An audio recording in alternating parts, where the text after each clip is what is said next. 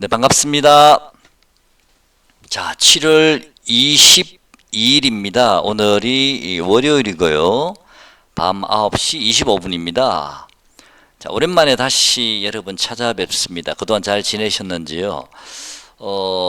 제가 지난번에 올려드린 영상을 한 번 더 다시 좀 정리해 보겠습니다. 지난번에 제가 영상을 올려드릴 때 그때 코스피가 한참 하락하고 있을 때였죠. 좀 공포스러운 분위기가 조금 있었죠. 그때 제가 여러분께 걱정하지 마시라 말씀을 드렸고, 이번에는 좀 맞추기가 좀 편한 것 같습니다 라고 말씀을 드리긴 했는데요.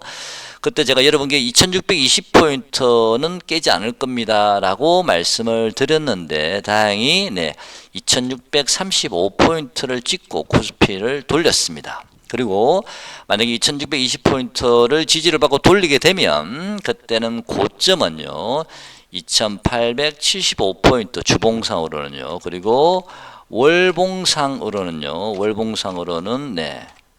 2900포인트 정도를 제가 예상이 된다라고 말씀을 드리면서요, 2875에서 2900 정도 올라오게 되면 그때는 고점이 한번 나올 것 같습니다 라고 말씀을 드렸습니다. 역시 계단식 상승하는 구간의 그 박스권의 고점 부분을 말씀을 드린 건데, 이번에 코스피가 대략 얼마 찍었죠? 이번에 고점이 2896포인트 정도를 찍은 걸로 제가 알고 있습니다. 그죠? 그래서 저점은 2635, 고점은 2896이니까 거의 비슷하게 맞아 떨어지지 않았나라는 생각이 듭니다. 다만 제가 좀 맞지 않았던 부분은 코스닥 개별주들이 제가 예상했던 것보다는 훨씬 시세가 좀 부진했습니다. 물론 코스닥 개별주들도 조금씩 저점은 올라가고 있습니다만은 우리가 생각하는 그런 화려한 시세는 나오지 않았다라고 생각이 되고요. 대형주 위주로 상승을 하다 보니까 지수만 올라가지 않았나, 그런 생각이 듭니다. 근데 저는 이렇게 생각하거든요. 코스닥 개별주들은요, 특히 코스닥 종목들은 어떤 특징이 있냐면요, 이 지수만, 이렇게 대형주 위주로 지수만 올라가고 또 내리고 또 저점이 올라가고 이렇게 왔다 갔다 하면서도요, 코스닥 개별주들은 마음만 먹으면 2, 3일 만에 또는 3, 4일 만에 금방 그 상승폭이 미진하더라도 금방 2, 3일, 3, 4일 만에 바로 치고 올릴 수가 있거든요. 자, 그런 경우를 워낙 많이 봤기 때문에 여러분들 많이 경험해 보셨잖아요. 그죠? 그래서 코스닥 개별주의 어떤 장점이라고 해야 될지 뭐라고 표현할지 모르겠는데, 어떤 그런 메리트가요 있습니다. 코스닥 개별주는 작기 때문에 2, 3일, 3, 4일 만에 금방 수익률을 맞출 수도 있거든요. 짧은 시간 내에. 그래서 혹시 보유하고 계시는 종목이 좀 시세가 부진하더라도요, 너무 걱정하지 마시고요, 또 너무 조급해하지 마시고요, 때를 기다려 보시면, 좋은 종목을 가지고 계신다면 때를 기다리신다면 분명히 여러분께 좋은 결과를 알려줄 수 있지 않을까라고 생각이 되거든요. 그래서 최근에는 대형주 위주로 지수만 상승하고 지금 또 빠질 때도 대형주 위주로 빠지고 있지만, 코스닥 개별주는 어찌 보면 지금 제자리 뛰기만 하고 있거든요. 바닥에서 좀 올라가듯 하다가 또 빠지고, 올라가듯 하다가 빠지고, 대신 저점은 눈에 보이지 않게 조금씩 높아지는 종목들도 제법 있습니다만은, 어쨌든 제자리 걸음 뛰기 하고 있지만, 결국에는 괜찮은 종목들을 가지고 계시는 분들은 결국에는 시세를 맞추가는 그런 과정들이 분명히 저는 나올 수 있다라 보이고, 저는 그런 경험을 굉장히 많이 했었거든요. 그래서 가만히 들고 계시면 됩니다. 많이 상승한 종목을 추격 매수하신 분들은 제가 답이 없지만요, 적당한 지점에서 들어가신 분들, 또 적당한 웬만큼 괜찮은 종목을 가지고 계시는 분들은 저는 분명히 기회를 줄 거라고 생각을 하고 있습니다.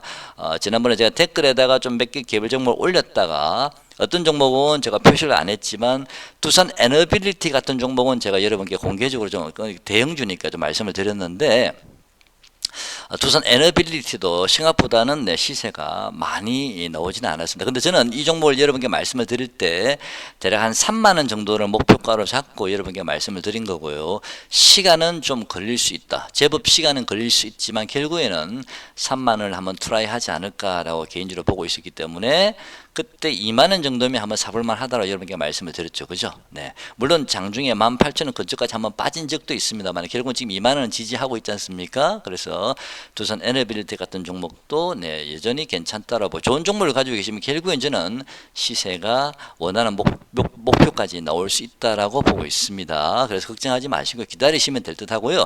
너무 조급해 하셔가지고 내 건 안 오르니까 다른 종목 따라다니고 하시다 보면요. 오히려 빛의 속도로 손실을 볼 수가 있습니다. 자, 기다려야 될 상황에는 기다리셔야 됩니다. 네, 따라다니지 마시고요. 단타 쳐서 전 돈 버신 분 별로 많이 못 봤거든요. 그래서 절대 단타 치지 마시고 좀 지겹더라도 기다려 보시면 분명히 저는 기회가 온다라고 생각을 하고 있습니다. 아까 말씀드린 코스닥은 2, 3일, 3, 4일 만에 금방 상승률을 따라잡아서 키 맞추기를 할 수 있다고 저는 보고 있습니다. 자, 그러면 앞으로 이제 코스피가 지금 현재 계속 며칠째 하락을 하고 있는데요.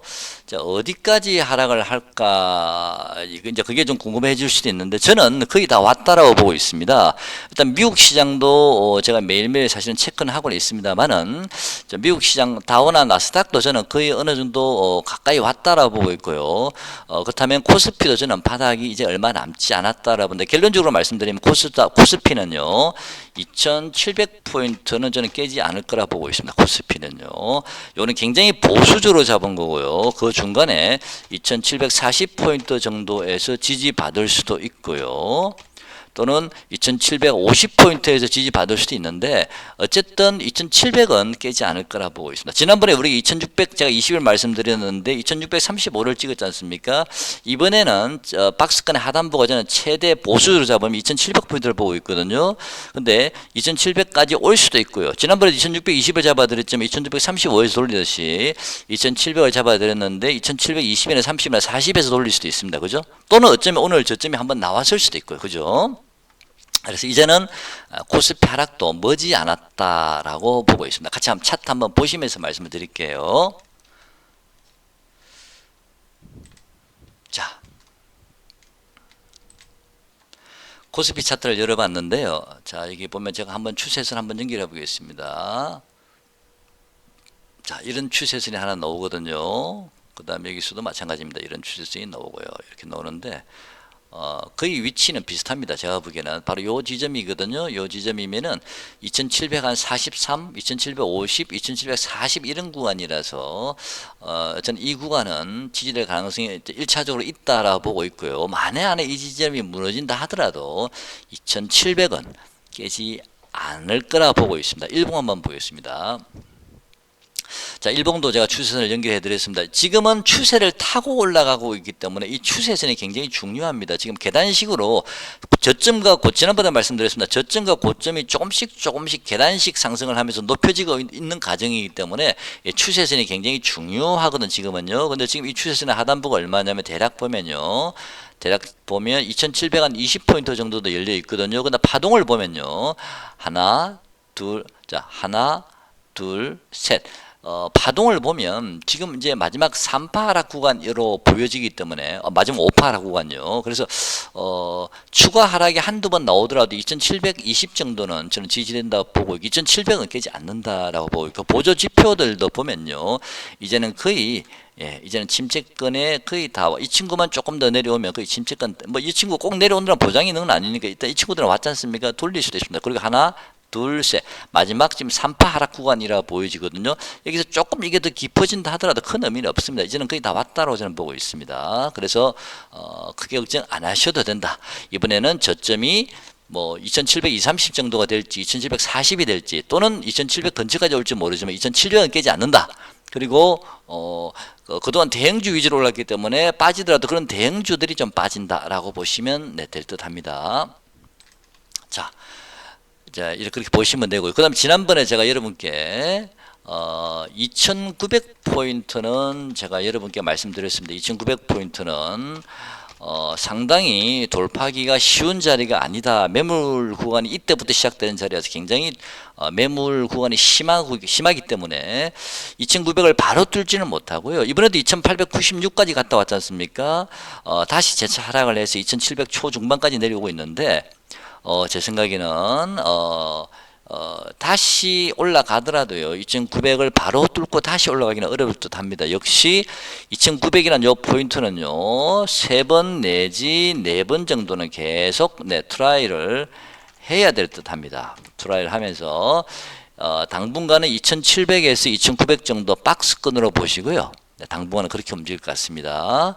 또 그동안에 또 코스피 개별주들은 또 따로 종목별로 또 움직일 수 있는 종목들이 있을 수도 있고요. 너무 따라가지 마시고 내 순서만 기다리시면 될 듯 하고요. 그래서 일단 2,700을 저점, 2,900을 고점으로 보시고 좀 기다려 보시기 바랍니다. 만약에 이번에 현금화를 좀 하신 분들은 다시 2,700이나 2,700 초반부터 지금부터는 분할 매수 조금씩 하셔도 된다라고 보고 있습니다. 자, 그 다음에요. 미국 시장은요. 저는 미국 시장은 지난번에 제가 다우 지수를 여러분께 제가